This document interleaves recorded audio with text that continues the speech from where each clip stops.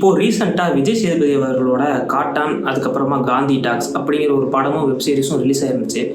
But இந்த படங்களை பார்க்குறதுக்கு உண்டான ஒரு இன்ட்ரெஸ்ட்டோ ஒரு இன்வால்மெண்ட்டோ எனக்கு வரவே இல்லை. அது ஏன் அப்படின்னா, அந்த படத்துக்கு ஃபஸ்ட்டு மார்க்கெட்டிங் ஃபெயிலியர் அப்படின்னு சொல்லலாம். அந்த படத்துக்கு பெருசாக மார்க்கெட்டிங் பண்ணல, நிறைய ரீல்ஸ் ட்ரெண்ட் ஆகலை, அதோட மியூசிக்கும் எதுவும் பெருசாக ஹிட் ஆகலை அப்படிங்கிறது ஒரு காரணமாக இருந்தாலும், விஜய் சேதுபதி அவர்களோட ஓவர் எக்ஸ்போஷர்னால கூட இது பார்க்காம இருக்கலாமா அப்படிங்கிற ஒரு சந்தேகம் எனக்கு இருந்துச்சு. அதை பற்றி தெளிவாக இந்த வீடியோவில் நம்ம பேசலாம். என்ன அப்படின்னா, சிவகார்த்திகேயன் அவர்களும் சரி, விஜய் சேதுபதி அவர்களும் சரி ஒரே டைமில் வந்தவங்க தான்.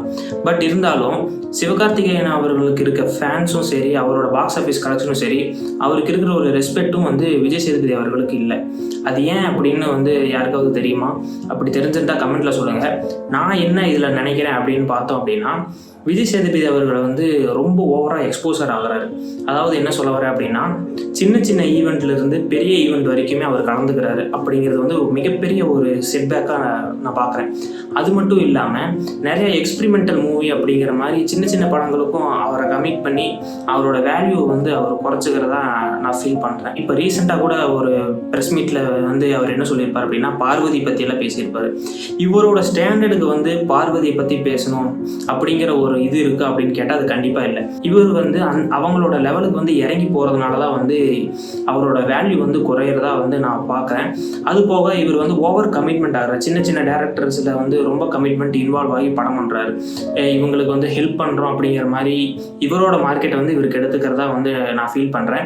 இது அவரே ஒரு இன்டர்வியூவில் கூட சொல்லியிருப்பார். நான் இனிமேல் நிறைய படங்கள் பண்ண மாட்டேன், என்னோட படங்களோட எண்ணிக்கையை நான் குறைச்சிக்க போகிறேன். இது நான் புதுசாக டேரக்டர்ஸ் கேட்குறாங்க, அவங்களோட வாழ்க்கை நல்லா இருக்கணும்னு சொல்லிட்டு நான் இன்வால்வ் ஆகி நான் படம் பண்ண ஆரம்பித்து அது என்னோட மார்க்கெட்டை டவுன் பண்ணுது அப்படிங்கிற மாதிரி இவரே ஒரு இன்டர்வியூவில் சொல்லியிருக்கிறத நான் கேட்டிருக்கேன். பட் இவரோட சம்பளம் குறைஞ்சிருக்கு அப்படின்னு பார்த்தோம்னா அது கண்டிப்பாக கிடையாது. இவர் சிவகார்த்திகேயனுக்கு லிட்டலாக ஈக்குவலான சம்பளம் தான் வாங்குறாரு. பட் இவர் வருஷத்துக்கு 4-5 படம் என்னமோ பண்ணுறாரு. பட் சிவகார்த்திகேயன் வருஷத்துக்கு 1 அந்த மாதிரி படங்கள் தான் பண்ணிக்கிட்டு இருக்காரு. இப்போது சிவகார்த்திகேயன் அவர்களோட ப்ளஸ் பாயிண்ட்டாக என்ன இருக்குது அப்படின்னு பார்த்தோம்னா, இவர் கலந்துக்கக்கூடிய ஃபங்க்ஷன்ஸ் எல்லாமே பார்த்துட்டீங்க அப்படின்னா மிகப்பெரிய ஃபங்க்ஷன்ஸாக இருக்கும். அப்படி எதனா ஒரு ஃபங்க்ஷன் சின்னதாக இருக்கிறதா நீங்கள் ஃபீல் பண்ணாலும் கூட அதில் வரக்கூடிய கேரக்டர்ஸ் எல்லாருமே சிவகார்த்திகேயன் அவர்களை புகழ்ந்து தள்ளிக்கிட்டே தான் இருப்பாங்க. இவரை ஒரு பெரிய பிம்பமாக ஒரு பலூன் மாதிரி ஊதிக்கிட்டே இருப்பாங்க. அது எப்போ வேணால் வெடிக்கலாம். பட் இருந்தாலும் அவர் தான் பெருசு அப்படிங்கிற மாதிரியான ஒரு போக்கிலேயே தான் அந்த இன்டர்வியூ இருக்கும், அந்த ஈவெண்ட் இருக்கும். அந்த மாதிரி இப்போ ரீசெண்டாக நடந்த ஐபிஎல் இனாகிரேஷனில் கூட Chennai super Kings team inaugurate பண்ணுறதுக்கு சிவகார்த்திகேயன் அவர்கள் போயிருப்பார். பட் இவர் போகிறதுனால என்ன ஆகுது அப்படின்னு பார்த்தோம்னா, இவர் டோனிக்கு ஈக்குவலாக இருக்காரு, டோனிக்கிட்ட எல்லாம் நிறைய சகஜமாக பேசுகிறார், இவருக்கு மிகப்பெரிய ஒரு பவர் இருக்கும் போல அப்படிங்கிற ஒரு பிம்பம் கட்டமைக்கப்படுது. அவர் இது மட்டும் கிடையாது. இப்போ தமிழ்நாடு சிஎம் அவர்கள் நடத்துகிற ஃபங்க்ஷனாக இருக்கலாம், இப்போ டிஎம்கே நடக்கிற பிரச்சாரமாக இருக்கலாம், இல்லை தமிழ்நாட்டு கல்ச்சர் சம்மந்தப்பட்ட எதனா விஷயமா இருக்கலாம். இந்த மாதிரியான விஷயங்களில் ஒரு பொலிட்டிஷியன்ஸ் கூட தன்னை ஒப்பிட்டுக்கிறதும், ஒரு பெரிய பெரிய அரசியல் தலைவர்களோட இவர் ஃபங்க்ஷன்ஸ் கலந்துக்கிறதும், அடுத்ததாக தளபதி, அடுத்ததாக சூப்பர் ஸ்டார் அப்படிங்கிற லெவலுக்கு பேசக்கூடிய பிம்பம் இவராக கட்டமைச்சுக்கிறாரு. இப்போ சிவகார்த்திகேயன் அவர் விஜய் அவர்களோட கம்பேர் பண்ணி பேசுறதுக்கு காரணம் என்ன அப்படின்னு பார்த்தோம்னா, இவரோட சுற்றி இருக்கவங்களை இவங்க இப்படி தான் மார்க்கெட் பண்ணிக்கிறாங்க. தான் சின்னவனாக இருந்தாலும் சரி, தான் யதார்த்தத்தில் கொஞ்சம் பேடான சிச்சுவேஷன் இருந்தாலும் சரி, இவரோட படம் பெருசாக எதுவுமே ஓடினது கிடையாது. பெருசாக பாக்ஸ் ஆஃபீஸ் கலெக்ஷன் 100 கோடி 200 கோடி அப்படிங்கிறதுல அடிக்கிறது கிடையாது.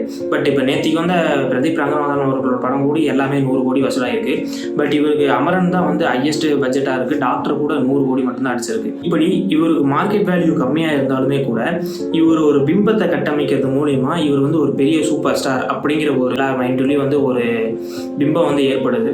இதனால தான் இவர் பெரிய சூப்பர் ஸ்டாரை பார்க்குறாரு. பட் அவரோட படம் அந்தளவுக்கு வரவேற்பு பெறுறது இல்லை, அந்த அளவுக்கு ஓடுறதில்லை அப்படிங்கிறது நிதர்சனமான உண்மையாக தான் இருக்குது. பட் விஜய் சேதுபதி அவர்கள் over exposure, down to the எர்த்தாக இருக்கார். ரொம்ப காமனாக எல்லாத்துக்கிட்டையும் பேசுறது, அவரோட லுக்ஸாக இருக்கட்டும், அவரோட ட்ரெஸ்ஸிங் சென்ஸாக இருக்கட்டும், இது எல்லாமே காமனாக நார்மலாக இருக்கும். சாதாரண நம்மள மாதிரியான பீப்புள்ஸ் யூஸ் பண்ணுற மாதிரி எல்லாமே இருக்கிறதுனால தான் இவரோட படங்கள் அவர் மோசமாக இருக்குதுங்கிறது அர்த்தம் கிடையாது. ஆனால் இவரோட மார்க்கெட் வேல்யூ ரொம்ப கம்மியாக இருக்குது. படங்கள் வந்தால் கூட தெரியாத அளவுக்கு ரொம்ப மோசமாக இருக்குது.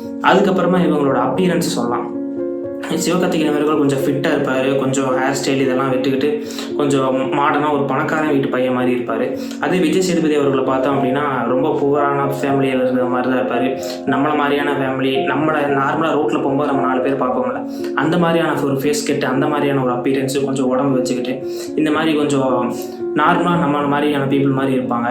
இதனால அவர் மேலே ஒரு ரெஸ்பெக்ட் வந்து யாருக்கும் வர்றதில்லை அப்படிங்கிறதும் பார்க்கலாம். இதே காம்பினேஷனை நம்ம வந்து ரஜினி கமல் அவர்களோடையும் ஒப்பிடலாம். கமல் அவர்கள் வந்து நிறையா படங்கள் மூலிமா நிறையா டைம் வந்து தியேட்டருக்கு வருவார். நிறைய டைம் அவங்கள மக்கள் வந்து சந்திக்கக்கூடிய சூழ்நிலை ஏற்படும். அதே ரஜினி அவர்களுக்கு பார்த்தீங்கன்னா வருஷத்துக்கு ஒரு படம் அந்த மாதிரியான ஒரு அவருக்கு தன்னைத்தானே சுருகிப்பார். அவர் வந்து இப்போ நிறைய மேடைகளில் வந்து எல்லாம் கண்டபடி பேசிக்கிட்டு இருக்க மாட்டார். பட் கமல் அவர்கள் வந்து நிறையா ஷோஸு நிறையா ஈவெண்ட்ஸ்க்கு இந்த மாதிரியான போய் அவரோட இப்போ பிக் பாஸ் ஷோஸ் எல்லாம் நடத்துறது மூலிமா கூட அவரோட வேல்யூ வந்து குறையிறதா நான் பார்க்குறேன். சேம் அதே மாதிரி தான் விஜய் சேதுபதி அவர்களுக்கும். இதுக்கு வந்து பெஸ்ட் எக்ஸாம்பிள் யார் அப்படின்னு பார்த்தோம்னா, உங்களுக்கு எல்லாத்துக்கும் புரியுற மாதிரி இருக்கும்னா அது வந்து தளபதி விஜய் அவர்கள் தான். இப்போ வந்து அவர் பொலிட்டிக்கல் பார்ட்டி வந்து கொண்டு வந்துட்டார். இப்போ வந்து அவர் சாதாரணமாக மக்களோட மக்களாக இருந்து மக்களுக்காக போராடணும், மக்களுக்காக போகணும் அப்படிங்கிற ஒரு இது இருந்தாலுமே கூட அவரோட ப்ரெசன்ஸ் வந்து அவரோட அப்பியன்ஸ் வந்து வெளியே வந்து தெரியுறது வந்து எப்பயாவது ஒரு தடவை தான். அவர் வந்து மக்களுக்காக பேசுகிறதுமே வந்து எப்பயாவது ஒரு தடவை தான் பேசுவார். அப்படியே பேசினாலும் கொஞ்சம் டைம் தான் பேசுவார், கம்மியான அளவு தான் பேசுவார். அதாவது அந்த கட்சிக்கு அவர் தான் ஒரு பிராண்ட் அம்பாசிடர். அவரை வந்து நம்ம ஓவர் எக்ஸ்போசராக கொடுத்துட்டு எல்லா பக்கம் சாதாரணமாக எல்லாருமே பார்க்குற மாதிரி ஆகிட்டோம் அப்படின்னா அந்த பிராண்ட் வந்து அது நார்மல் காமனைஸ் ஆகிடும். அதை வந்து தற்காத்துக்கிறதுக்காகவே தான் வந்து இவங்க வந்து பெரும்பாலான இடத்துக்கு வெளியே போக மாட்டாங்க, யாருக்கிட்டையும் பேச மாட்டாங்க. அவரை பற்றி டாக் மட்டும்தான் வந்துகிட்டு இருக்குமே தவிர அவர் வந்து எங்கேயுமே பேச மாட்டார். அதே மாதிரி தான் சிவகார்த்திகேயன் அவர்களும். இப்போ என்னதான் வந்து விஜய் சேதுபதி அவர்கள் வந்து 50 படத்துக்கு மேலே நடிச்சிருந்தாலுமே கூட இவர் வந்து நிறைய பாலிவுட் அந்த மாதிரியான படங்கள் வந்து பெரிய பெரிய படங்கள் ஜவானில் கூட 1100 கோடி வரைக்கும் வசூலான படங்களில் கூட அவர் நடிச்சிருந்தாலுமே கூட அவருக்கு உண்டான ஒரு ஸ்பெஷல் மார்க்கெட் வந்து அவருக்கு இல்லை அப்படிங்கிறதே நம்ம சொல்லலாம். அதற்கு காரணமே வந்து அவர் வந்து ஓவர் எக்ஸ்போசர் தான் அப்படிங்கிறது தான் நான் பார்க்குறேன். நீங்கள் இதை பற்றி என்ன நினைக்கிறீங்க? விஜய் சேதுபதி வாசஸ் சிவகார்த்திகேயனில் வந்து அவரோட படங்கள் வந்து என்னதான் ஓடலைனாலுமே கூட அவர் சூப்பர் ஸ்டாராக இருக்கிறதுக்கு காரணம் என்ன?